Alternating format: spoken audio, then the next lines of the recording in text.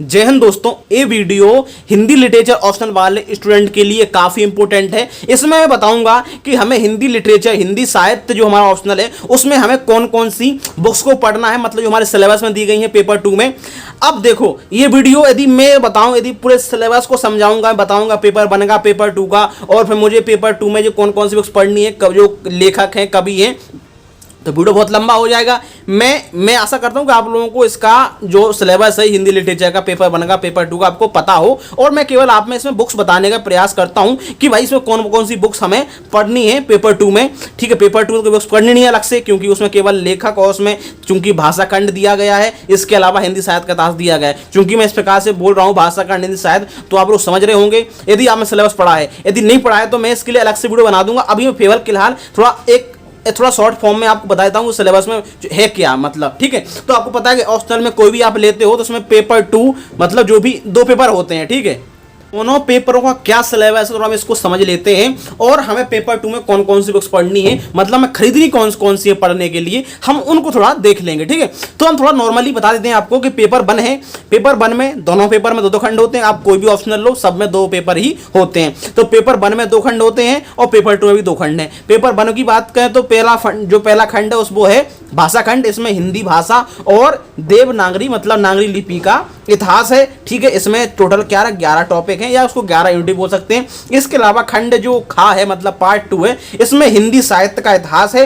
हिंदी साहित्य का इतिहास मतलब इसमें पद्य का इतिहास होगा, गद्य का इतिहास होगा, मतलब कहानी, उपन्यास, नाटक, इनका इतिहास होगा। इसके अलावा जो पद साहित्य मतलब कविता है उसका इतिहास होगा। इसको हमने हिंदी साहित्य के इतिहास को 4 भागों में बांटा है, आदिकाल, भक्तिकाल, रीतिकाल, आधुनिक काल। और अब मैं बताऊं जो इन्हीं काल के जो कवि हैं वही कवि हमें इसमें पेपर 2 में पढ़ने हैं, और जो कहानीकार हैं, जो उपन्यासकार हैं, नाटककार हैं, निबंधकार हैं, वही हमें पेपर 2 के खंड का में पढ़ने गद्य साहित्य में। तो उसी प्रकार से बता दूं पेपर 2 में जो 2 खंड है, पद्य साहित्य है खंड का मतलब पार्ट 1, और पार्ट 2 में है गद्य साहित्य में, जिसमें हम कहानी, उपन्यास, नाटक, निबंधे पढ़ते हैं। तो अब मैं बताऊं आपको जो नॉर्मली, अब मैं एक एक पॉइंट पढ़ के बताऊंगा। तो मतलब सिलेबस के बारे में तो मैं यहाँ पर डिस्कस नहीं कर रहे हैं, क्योंकि सिलेबस के बारे में अलग से वीडियो बना दूंगा मैं। ठीक है, कि सिलेबस में क्या क्या है, कौन कौन से पॉइंट हैं और पढ़ना कैसे है, जो नोट्स हैं, जो दृष्टि आई इसके उसको कैसे पढ़ने हैं, तो मैं उसके बारे में बात करूंगा। अभी हम लोग बताएंगे कि जो पेपर 2 में ये जो बुक्स दी गई हैं, ये जो बुक्स हैं आपको कौन कौन सी बुक्स हमें पढ़नी है। ठीक है, हिंदी साहित्य के लिए पेपर 2 में। ठीक है, तो मैं इसको बताता हूँ। पहले हम बात करेंगे, आपको सारी तो लेनी नहीं है क्योंकि सिलेबस में तो सारी दी गई हैं। मतलब यदि हम बात करें गद्य साहित्य में और पद्य साहित्य में, टोटल मतलब मिलेंगी आपको 22, क्योंकि इसमें 22 रचनाएं हैं, क्योंकि 12 कवि तो केवल पद्य साहित्य में पार्ट 1 में है, और 10 जो लेखक हैं जिसमें कहानीकार, उपन्यासकार, निबंधकार, नाटककार होंगे, वो गद्य साहित्य में 10 हैं। तो मतलब टोटल मिला के 13 आपको लेनी पड़ेंगी बुक्स, और किसी किसी में तो 2 दी गई हैं, मतलब एक कवि की 2 रचनाएं हैं, तो आपको अलग अलग लेनी पड़ेंगी, ऐसा नहीं है। तो आपको सारी नहीं लेनी है। वैसे आप कोई भी नहीं लोगे ना, तब भी आप नोट्स में इतना पर्याप्त कंटेंट है कि आप उसमें कवर कर लोगे, लेकिन फिर भी आपको केवल ये इसलिए पढ़नी है, इसलिए नहीं पढ़नी कि आप उसको पढ़ के मतलब पेपर सॉल्व करेंगे, या फिर उसको पढ़ के आपको मतलब बार बार इनको रटना है, सीखना है, ऐसा नहीं है। ये केवल नॉर्मल एक इंफॉर्मेशन के रूप में है कि आपको उसके बारे में थोड़ा जो कहानी है उसके बारे में आपको पता हो कि इसके कथानक क्या, कथा वस्तु क्या, इसकी स्टोरी क्या है, इसमें चरित्र कौन कौन से हैं। क्योंकि जब अपन पढ़ेंगे, जब उसको नोट्स को, या फिर आगे हम क्वेश्चन सॉल्व करेंगे, तो हमें उसकी, क्योंकि क्वेश्चन में पूछा जाएगा ना, इसमें जो करेक्टर है उनसे लेके पूछा जाएगा, या इसमें जो इस बुक्स में जो कुछ दी गई होती हैं, कुछ स्टेटमेंट दिए होंगे, वो व्याख्या के रूप में आ जाते हैं, तो हमें उन्हीं को पढ़ना होता है। तो इसलिए हमें केवल एक इन्फॉर्मेशन के लिए पढ़ना, ताकि नॉर्मल हमें जानकारी हो जाए। बाकी से निकाल के जो भी हमारे लिए इंपॉर्टेंट है वो नोट्स में कवर कर दिया गया है, ताकि हमारे लिए इंपॉर्टेंट हो, हमारा एग्जाम अच्छे से क्वालिफाई हो। क्योंकि आप ये सोचो कि इतने सारे बुक्स जो हैं, आप थोड़े पढ़ने बैठोगे, 20-25 बुक्स हैं, यदि आप लोग तो इतना थोड़ी रटोगे। क्योंकि बताओ, हिस्ट्री के लिए हम लोग केवल एक एक्सपेक्टम पढ़ते हैं, वही हमको काफ़ी एक वो लगती है। हालांकि चूंकि हम वो जब पढ़ते हैं तो वो हमारे दिमाग में रहता है कि यार हमें उसको याद करना है, हमें हर चीज़ को, उसमें कोई भी फैक्ट इंपॉर्टेंट नहीं भूलना चाहिए। ठीक है, हम उसको याद करने की कोशिश करते हैं, जबकि इसमें ऐसा नहीं है। इसमें हमें एक इन्फॉर्मेशन के लिए पढ़ना है, और ऐसा नहीं है कि हमें कुछ, हमारे लिए कोई प्रेशर नहीं, हमें इसको याद करना है, इसलिए जल्दी कवर हो जाती है। क्योंकि हमें इसको केवल इस ध्यान रखते हुए पढ़ते हैं कि हम केवल एक इन्फॉर्मेशन के लिए पढ़ रहे हो, और एक बार हम ऐसी पढ़ रहे हैं इसमें कौन कौन से कैरेक्टर हैं, इस कहानी का मतलब क्या है। क्योंकि जो भी इसमें कहानी होगी स्टोरी होगी वो एक रूप में रहती है, मतलब उसमें कोई एक टॉपिक होगा या उसमें कुछ आसपास चरित्र होंगे और उन्हीं के बीच कहानी में घूम रही होगी। जैसे हम कोई कहानी पढ़ते, कोई उपन्यास पढ़ते हैं, नोवेल पढ़ते हैं, तो वो हमें कितने लिए याद हो जाता है और हम कितने लिए पढ़ लेते हैं। कुछ सोचो ना, आपने जैसे कि बहुत सारे नोवेल पढ़े होंगे, जैसे कि आजकल बहुत सारे लेखक भी हैं, तो आप जैसे कि मान लो वो है क्या नाम उसका, बहुत सारे उपन्यास हैं, आपने इनके उपन्यास ही पढ़े होंगे जो बहुत मतलब उपन्यास का मतलब बहुत ही प्रसिद्ध हैं, ठीक है, मुझे नाम नहीं अभी याद आ रहा है, ठीक है, चेतन भगत, ठीक है, तो आप उनके पढ़े होंगे बहुत सारे। तो क्या है, आप मतलब एक ही उपन्यास को एक दिन में खत्म कर देते हो, 2 दिन में खत्म कर देते हो, क्यों? क्योंकि आपको उसमें इंटरेस्ट आता है, लेकिन आप उसमें ये नहीं सोचते कि यार मुझे अब इससे कोई क्वेश्चन सॉल्व करना है कि कहाँ पे कौन सी बात की गई है। इसलिए आप वो बुक्स बड़ी रहती है, बहुत मोटी रहती है, लेकिन आपको बहुत जल्दी वो याद हो जाती है, क्योंकि आप उसको एक कनेक्ट, वो हर चीज में कनेक्ट रहती है एक मतलब चरित्र के रूप में, ठीक है, मतलब हर चीज उसका कनेक्ट रहेगी, वो स्टोरी लिंक होती जाएगी, तो आपको उसमें मजा आता है पढ़ने में। इसलिए लेकिन जब आप स्पेक्ट्रम पढ़ोगे, लक्ष्मीकांत पढ़ोगे, तो उसमें हर पेज में हर एक नई चीज दी गई है, अलग फैक्ट दिए गए हैं, और आपको एक दिमाग में प्रेशर भी है कि अरे हमें इसको याद भी करना है यार, हमें इसमें से क्वेश्चन कैसे लिखना है, कैसे क्या करना है, वहां परीक्षा ली जाएगी, आपका परीक्षण होना है, तो वो एक दिमाग पे अलग प्रेशर रहता है, इसलिए मेरे को कठिन लगती है। जबकि हम जब कोई कहानी उपन्यास पढ़ते हैं तो भले कितनी बड़ी हो लेकिन बहुत जल्दी कवर हो जाती है, क्योंकि हमें ये प्रेशर नहीं है हमारे ऊपर इसमें हमें कोई क्वेश्चन सॉल्व करना है या कैसे करेंगे हम कैसे, क्योंकि हर चीज, और चूंकि उसमें जो स्टोरी रहती है वो आसपास घूमती रहती है कुछ लोगों के बीच में ही, ठीक है, तो वो हमें बहुत सिंपल लगती है और हमें मजा आता पढ़ने में, एक उसमें इंटरेस्ट जागता है, हमें आगे और जिज्ञासा होती है कि और क्या पढ़े, आगे क्या निकल के आएगा, तो वही हमें केवल उसमें से पढ़ना होता है। तो इसलिए इसी प्रकार से हमें इन बुक्स को भी ऐसे ही पढ़ना, केवल नॉर्मल जानकारी के लिए, ठीक है, इन्फॉर्मेशन के लिए। ऐसा नहीं कि हम इसको पढ़ने बैठे तो भाई साल भर इसी को पढ़ते रहोगे, फिर आपको जीएस पढ़ना है वो कहाँ पढ़ोगे, तो ऐसा नहीं है। इसलिए तो इसमें इतने सारे यदि हर कोई बच्चा सोचे नहीं है और सिलेबस में यही पूरी बुक्स लिखी हुई हैं, हमें इनको पढ़ना है कि लाने पढ़ोगे, भाई साहब ये कोई नहीं बोल रहा आपको इसको याद करना है। अब जैसे बुक्स से एक दुनिया समानांतर, इसमें कहानी है बहुत सारी, तो क्या हर कहानी को रटते बैठोगे कि ना, कौन सी आपको केवल नॉर्मल इन्फॉर्मेशन के लिए पढ़ना है कि भाई आपको इसमें कौन कौन सी कहानी, कौन सा लेखक है, ठीक है, वो भी उसमें से इंपॉर्टेंट है, ठीक है। ऐसा नहीं कि आप पढ़ने बैठ गए बहुत सारी, तो वो आपके लिए बहुत मतलब मुश्किल होगा, क्योंकि आप इतनी सारी पढ़ नहीं पाओगे। फिर एक क्या, आप तो मतलब पूरे साल तक नहीं पढ़ते रहोगे, फिर तो हिंदी लिटरेचर ऑप्शन ही पढ़ते रहोगे, तो इसका मतलब नहीं है, ऐसा नहीं पढ़ना आपको, ठीक है। अब मैं बताता हूँ कौन सी बुक्स आपको लेनी है मार्केट से। सबसे पहले हम बात करते हैं, हम चूंकि सिलेबस के बारे में थोड़ा बात कर ली, हमने और भी समय मतलब बेकार कर दिया गया दूसरी बातों समझने में, हालांकि इंपॉर्टेंट है, मैं आपको बता रहा हूँ। और क्योंकि आप लोगों को डाउट होंगे ना कौन कौन सी बुक्स पढ़नी है, तो इसलिए बता रहा हूँ, क्योंकि जो बच्चे मान लो जिनको मतलब वो नहीं ले रहा है, जिसने कोर्स नहीं लिया है, वो घर बैठे तैयारी कर रहे हैं अपनी खुद ही ऑफलाइन या अपनी खुद ही मतलब कर रहे हैं अपने सेल्फ स्टडी, तो फिर उनके लिए काफ़ी इंपॉर्टेंट हो जाएगा ना। तो आप समझो, सबसे पहले इसमें जो पद्यखंड से स्टार्ट करते हैं हम, कि पद्यखंड पहला पार्ट क्या, पद्य साहित्य मतलब कविताओं से स्टार्ट करते हैं कि हमें कविता में रचनाओं में कौन कौन से कवि पढ़ने हैं और उनकी रचनाएं कौन कौन सी। सबसे पहले जो कवि है वो है कबीर, और कबीर की रचना है कबीर ग्रंथावली, इसके आरंभिक 100 पद हैं। अब बात सुनो, शुरुआत के जो पद साथ में 5 कवि हैं, बिहारी से लेके जायसी मतलब बिहारी कवि से लेके बिहारी तक, इसमें से 5 कवि की रचना आपको कोई नहीं लेने मार्केट से, क्योंकि ये सारी आपको नोट्स में दिए गए हैं, जिसमें क्योंकि लगभग सब में 100 पद हैं, मतलब छंद हैं, मतलब जो पद बोलो, छंद बोलो, दोहा बोलो, वो उसमें दिए गए हैं, तो वो आपको नोट्स में मिल जाएंगे। यदि आप लोग दृष्टियाज के नोट्स फॉलो कर रहे हो, वही आप लोग पढ़ रहे हो, तो उसमें आपको चीज़ें पूरी अच्छे तरीके से लिए। और वो सर ने भी नहीं बोला है कि आप लोग किसी बुक्स खरीदो, क्योंकि वो तो आप थोड़ा रामचरितमानस खरीदोगे इसमें, क्योंकि इसमें तुलसीदास का रामचरितमानस सुंदरकांड है, अब वो तो घर के मतलब खरीद के बैठोगे, होगा लोगों के पास, लेकिन अब उसमें तो समझ में नहीं आएगा आपको किस तरीके से पढ़ना है या क्या पढ़ना है, तो वो आपको नोट्स में अच्छे तरीके से दिया गया है, ठीक है। आपको वो नहीं पढ़ना, शुरुआत के 5 कवि छोड़ दो, जैसे कबीर का कवि ग्रंथावली, सूरदास की भ्रमर सार, तुलसीदास का रामचरितमानस सुंदरकांड और कवितावली का उत्तरकांड, और जायसी का पद्मावत, इसमें श्रृंगल द्वीप खंड और नागमती वियोग खंड है।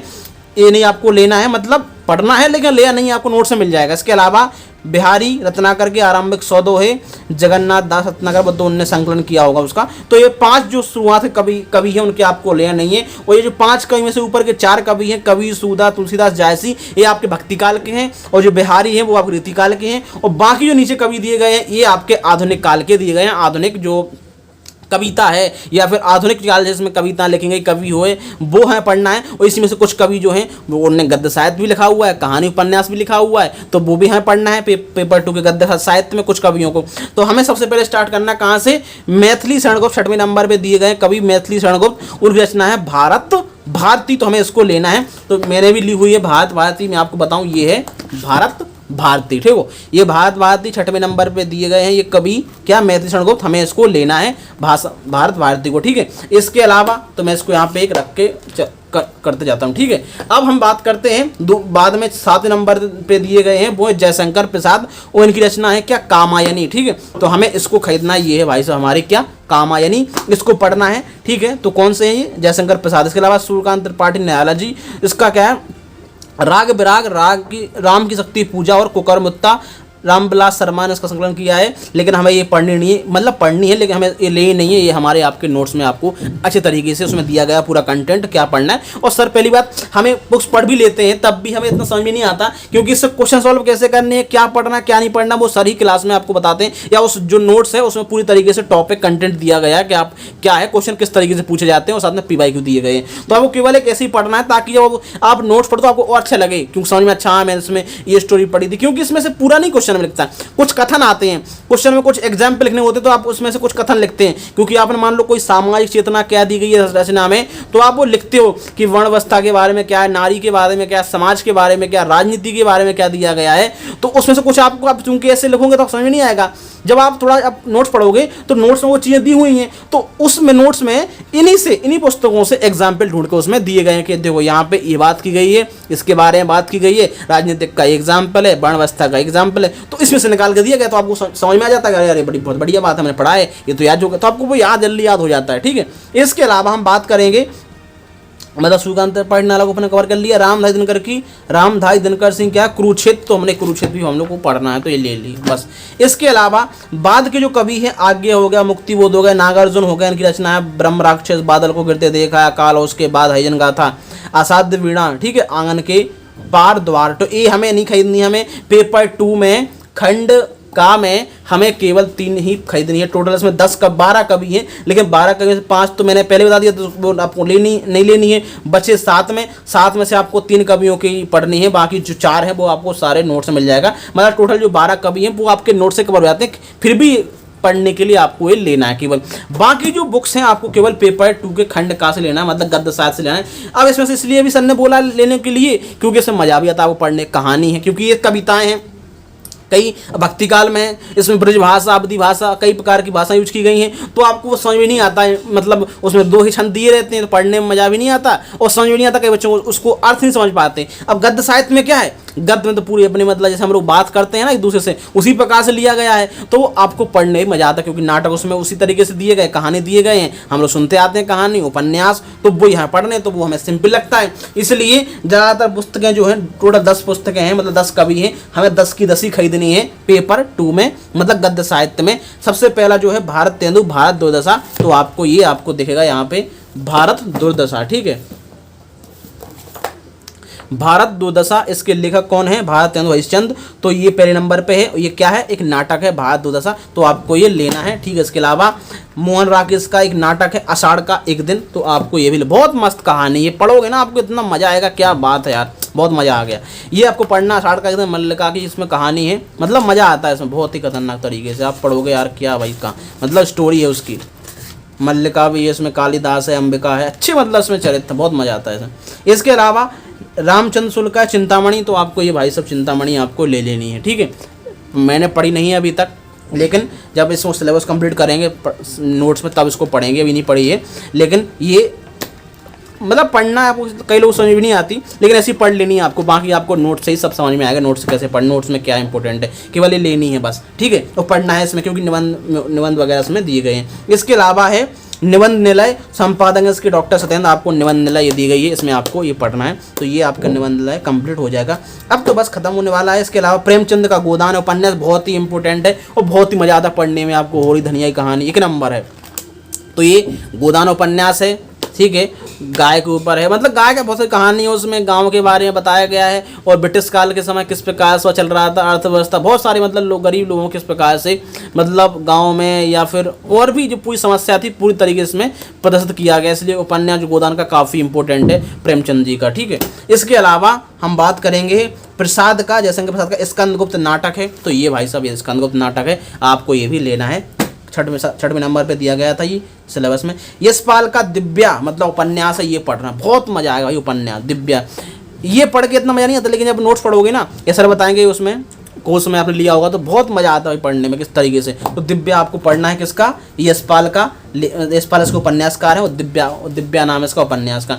इसके अलावा फणीसुनाथ रेणु का है मेला आंचल। मेला आंचल भी एक उपन्यास है, फणीसुनाथ रेणु, ये मतलब आंचलिक उपन्यास कहा जाता है इसको, मतलब क्योंकि जो मतलब बिहार का मिथिला वाला जो क्षेत्र है ना, मतलब या जो मेला आंचल जो कुछ कहा जाता है आंचलिक, ठीक है। तो एक आंचलिक उपन्यास, इसमें प्रश्न आता है कि आंचलिक उपन्यास है या नहीं, तो ये भी पढ़ना है हमें, कौन सा, फणीसुनाथ रेणु का मेला आंचल। इसके अलावा अब आते हैं मन्नू भंडारी का महाभोज, ये भी क्या है, उपन्यास है। मतलब टोटल इसमें 4 उपन्यास है, 3 नाटक है, मतलब 7 हो गए, और 2 कहानी है, जिसमें कहानी में हमने एक पढ़ा है यहाँ पे क्या, राजेंद्र प्रसाद की एक दुनिया समानांतर। तो आपको राजेंद्र प्रसाद की जब उस मतलब वो उन्हें संकलन किया गया है किसका, एक दुनिया समानांतर की। इसमें बहुत सारी कहानी लिखी हुई है, बहुत सारे कहानीकारों की, ठीक है। तो इसमें ये पूरी, क्योंकि पूरी बुक्स इसमें सिलेबस में लिखी गई है, एक दुनिया समानांतर सभी कहानियाँ, राजेंद्र यादव इसके संकलन किया है। और तो इस प्रकार से आपको ये बुक्स पढ़नी है जितनी मैंने बताई हैं। जो लास्ट में रह गई ये बुक्स वो आपको दिख रही है यहाँ, प्रेमचंद की सर्वश्रेष्ठ कहानियाँ, संपादक अमृत राय, प्रेम मंजूषा बुक्स है, तो बुक है। इसमें आपको जो प्रेमचंद की सर्वश्रेष्ठ कहानियाँ मतलब 16 कहानी दी गई हैं, जिसमें से आपको 7-8 कहानी इंपॉर्टेंट है वो सर बताएंगे, और आप जो नोट्स है ना उसमें दी गई हैं, जो आपके नोट्स है। मैं उस नोट्स का भी एक वीडियो बनाऊंगा, ये वीडियो काफ़ी लंबा हो चुका है, कि उस जो नोट्स हैं उससे आपका सिलेबस टॉपिक वाइज कैसे कंप्लीट होगा, और किस नोट्स में, टोटल 5-6 नोट्स हैं, तो किस नोट्स में कितने टॉपिक दिए गए हैं, किस पेपर का दिया गया, दोनों पेपर एक दूसरे लिंक हैं। जब आप पेपर बनकर कोई टॉपिक पढ़ेंगे, कहानी पढ़ेंगे, या फिर कोई टॉपिक पेपर मतलब कोई भी उपन्यास पढ़ा, तो आप पेपर 2 में जो भी उपन्यास दिए गए उनको पढ़ेंगे, और साथ में पेपर 1 में जो उनका इतिहास दिया गया, जो भी दिया गया उनके बारे में आप लोग पढ़ेंगे। मतलब पेपर 1 पेपर 2 दोनों एक दूसरे से लिंक है, कनेक्ट है। ऐसा नहीं कर आपने पेपर 1 को अलग पढ़ रहे हो, पेपर 2 अलग पढ़ रहे हो, टॉपिक एक दूसरे से लिंक है, इसलिए आपको दोनों पेपर को लिंक करके साथ में आपको पढ़ना है एक दूसरे से। तो मैं बताऊंगा कि जो नोट्स हैं उनको आपको कैसे पढ़ना, और जो 5-6 नोट है टोटल, उससे आपका सिलेबस कैसे कंप्लीट होगा पूरा। भाषाखंड हो गया, गद्यखंड, पद्यखंड, और हिंदी लिटरेचर का इतिहास। इसमें टोटल जो मैंने बुक्स के बारे में बताया वो लगभग टोटल 13 बुक्स हो गई हैं। आप लोग एक बार फिर से देख सकते हो। भाषा भारती, गोदान हो गया, निबंध निलय हो गया, चिंतामणि हो गया, आषाढ़ का एक दिन हो गया, भारत दुर्दशा हो गया, कुरुक्षेत्र हो गया, कामायनी हो गया, प्रेम मंजूषा, इसके अलावा मनु भंडारी का महाभोज, एक दुनिया समानांतर, और ये क्या, मेला आंचल उपन्यास है, दिव्या उपन्यास है, और स्कंदगुप्त नाटक। इतनी सारी आपको बुक्स लेनी है। आप लोग देख लिया होगा, जो भी आप बुक्स बोल रहे हो फिर से देख लो एक बार कौन कौन सी हो, इतनी ही आपको लेना है, आपको और कुछ नहीं लेना है। आप भी इसमें और थोड़ा कम कर सको तो भी एक आध छोड़ ही देना, वरना आपको और ज़्यादा एक्स्ट्रा लेने की जरूरत नहीं है, क्योंकि सारी बुक्स आपको जो आपका नोट्स है उसमें पूरा दिया गया है कंटेंट, किस तरीके से आपको पढ़ना है, क्या नहीं पढ़ना है। मैं नोट्स की झलक आपको दिखाता हूँ कि ये नोट्स है इस प्रकार से, और नोट्स में ही शुरुआत में नाम लिखे गए हैं टॉपिक, कौन कौन टॉपिक कंप्लीट होते हैं। जैसे कि ये 3रा टॉपिक है, मतलब 3रे नंबर का नोट्स है, उसमें लिखा गया है कि इसमें भक्ति काल और अदिति काल खत्म हो रहा है। मतलब इसमें भक्ति काल के जो कवि दिए गए होंगे पेपर 2 में वो भी खत्म हो जाएंगे, और रीतिकाल कभी दिए गए पेपर 2 वो खत्म हो जाएंगे। साथ में पेपर 1 में जो हम भक्तिकाल पढ़ते हैं, और भक्तिकाल का इतिहास और भक्तिकाल की काव्य धाराएं, वो सारा कवर हो जाएगा। तो इस तरीके से नोट्स हैं, 5-6 नोट्स हैं। मैं आपका वीडियो बनाऊंगा उस तरीके से कैसे कंप्लीट होंगे। तो आई होप आप लोगों को वीडियो पसंद आया होगा, अच्छा लगा होगा, किस तरीके से हमें हिंदी लिटरेचर को कवर करना है, क्या क्या पढ़ना है, क्या नहीं पढ़ना है, कौन सी बुक्स हमें लेनी है। तो आप लोग इसने देख लिया, आप लोग इस तरीके से लिखिएगा। और भी जो भी आपके डाउट है हिंदी लिटरेचर रिलेटेड, तो आप लोग मेरे को कमेंट कर सकते हो वीडियो पे, उसका मैं जरूर कुछ ना कुछ हल निकालने की आपके लिए कोशिश करूँगा, वीडियो बनाऊँगा। और मैं नई तरीके से वीडियो बनाने की कोशिश करता हूँ हिंदी लिटरेचर, इसमें हम पूरा सिलेबस को समझेंगे। मैं अभी 2 वीडियो बनाऊंगा, मतलब जिसमें हिंदी लिटरेचर का सिलेबस बताऊंगा कि उसमें किस तरीके से क्या क्या सिलेबस है उसको समझेंगे, क्या क्या सिलेबस है, कौन कौन से टॉपिक है, जैसे कि मैंने बताया ये सिलेबस है, उसको समझेंगे। इसके अलावा जो नोट्स है ना उनकी वीडियो बनाऊंगा कि उस नोट्स को कैसे पढ़ना है, उस सिलेबस को कैसे कवर किया जाएगा। तो हम लोग अभी इसको एंड करते हैं, वीडियो बहुत लंबा हो चुका है मेरे ख्याल से। तो आप लोगों को वीडियो पसंद आया तो वीडियो को लाइक से दोस्तों जरूर करें, साथ में चैनल को सब्सक्राइब भी कर लें, क्योंकि हमारा अभी जो है नए वीडियो आते रहेंगे हिंदी लिटरेचर रिलेटेड या यूपीएससी से रिलेटेड, जीएस से रिलेटेड, हमेशा हम लोग वीडियो बनाते रहते हैं। तो उस पर आप तक वो आसानी से पहुँचे, इसलिए हमारे चैनल को सब्सक्राइब भी करें, साथ में बेल आइकन को प्रेस कर दें, ताकि जब भी हमारा कोई नया वीडियो आता है तो आप तक वो आसानी से पहुंच जाए दोस्तों। बाकी आप लोग अपनी पढ़ाई जारी रखिएगा अच्छे तरीके से, अपने ख्याल रखिएगा। हम लोग मिलते हैं नए वीडियो में दोस्तों। धन्यवाद। जय हिंद, जय भारत।